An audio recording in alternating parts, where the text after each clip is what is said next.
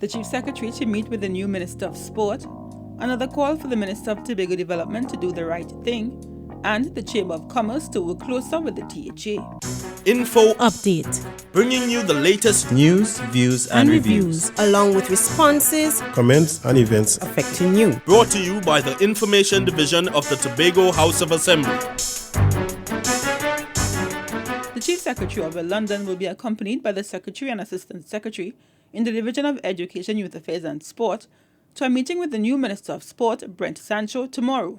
He says the meeting will cover several areas, including the role of the sport company here in Tobago and the expenses incurred by the athletes on national duty. The state of the Dwight York Stadium will also be discussed. Repairs to the Dwight York Stadium. As you are aware, we're still in limbo where that is concerned. The Tobago House of Assembly would have invested over $12 million in refurbishing the track. To date, we have not got any final word from the sport company, nor from the Ministry of Sport with respect to the repairs to the stadium itself. He expects that after the meeting with the minister, there will be clarity about the process. Mr. London will also raise the issue of ownership and management of the stadium. Because the stadium, in effect, does not, in the strictest sense, belong to the government of Trinidad and Tobago because of the financial arrangement. It was one of the early design finance lease arrangement, design finance construct and lease back, if you want to put it like that. And that lease arrangement still leaves the stadium in the possession of the company which is responsible for the financing. The Chief Secretary believes that lease arrangement will end soon. He says the THA is willing to accept greater control over the stadium's management.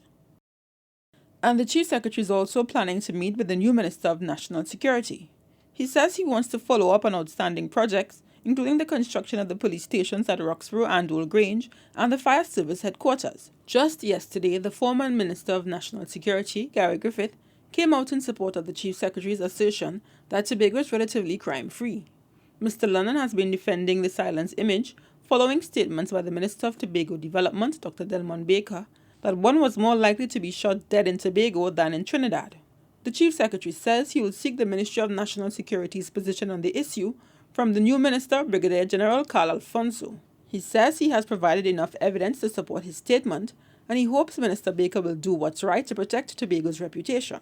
Now that the weight of statistics and public opinion and information, now that that weight is so heavy, I hope that the minister will put back on his jacket and try to ensure that he now allows good sense to prevail and to do what is necessary to address the issue that is having such a deleterious effect on the image of Tobago. The Chief Secretary said it's not about what he calls gallerying and making noise. He's again calling on Dr. Baker to apologize and retract his statement. This island's public and private bodies have agreed to collaborate to strengthen Tobago's economy. Caroline Wallace has the details. The Secretary in the Division of Finance and Enterprise Development, Joel Jack, met with members of the Tobago Chamber of Commerce to discuss avenues for collaboration. A statement from the division said the Chamber shared their concerns and experiences operating on the island. They also made recommendations they felt would improve efficiency and expand the business sector. Mr. Jack shared the Assembly's strategies and plans for Tobago's economy with them.